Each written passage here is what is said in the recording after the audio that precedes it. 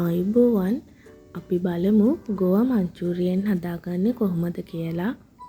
අපිට මේකට අමු මිරිස්, බීලූණු, සුදු ලූණු, කරපිංචා ඕන වෙනවා. මේවා පොඩියට කපා ගන්න ඕනේ. ඊළඟට ගෝවා ගෙඩි භාගයකුත් පොඩියට කපාගෙන නැත්නම් හීනියට ලියා ගන්නවා. අපි ඒකට අමු මිරිස් ටික, කරපිංචා, බීලූණු, සුදු ලූණු දාගෙන හොඳට කලවම් කර ගන්නවා.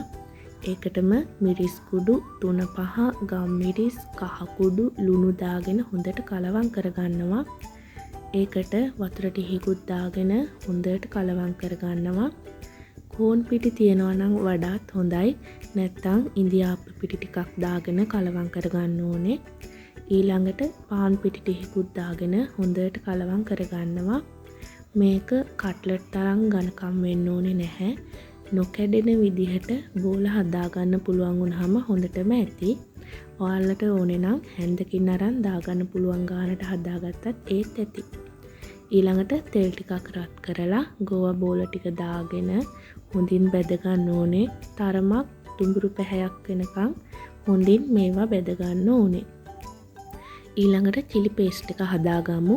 ඒකට අපිට සුදු ලූණු ඕන කරනවා, කරපිංචා, මාළු මිරිස්, ඒ වගේම බීලූණු ඕන කරනවා. මේවා ඔයාලා කැමති විදිහකට කපා ගන්න. ඊළඟට තෙල් ටිකක් ලිපේ තියලා සුදු ලූණු දාලා හොඳට සුවඳට බැදීගෙන ඉද්දි කරපිංචා දානවා. ඊළඟට අපි කෑලි මිරිස් ටිකක් දාගෙන හොඳට කලවම් කරගන්නවා. ඒකටම අපි සීනි ලුණුයි දාලා කලවම් කරගෙන ලිපෙන් ඉවත් කරගන්න ඕනේ. ලිපෙන් ඉවත් කරගත්තට පස්සේ අපි බීලූණු ටිකයි මාළු මිරිස් ටිකයි දාගෙන හොඳට කලවම් කරගන්නවා.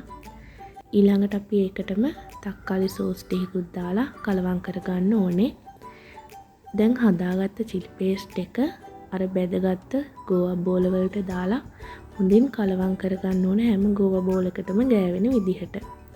දැන් ගෝවා මංචූරියන් එක ලෑස්ති. ඔයාලා පිළිගන්නවත්දී තලයට ටිකක් උඩින් ඉහලා පිළිගන්නවන්නත් පුළුවන්. නැත්තම් ලුණු කොළ ටිකක් පොඩියට කපලා උඩින් ඉහලා පිළිගන්නවන්නත් පුළුවන්.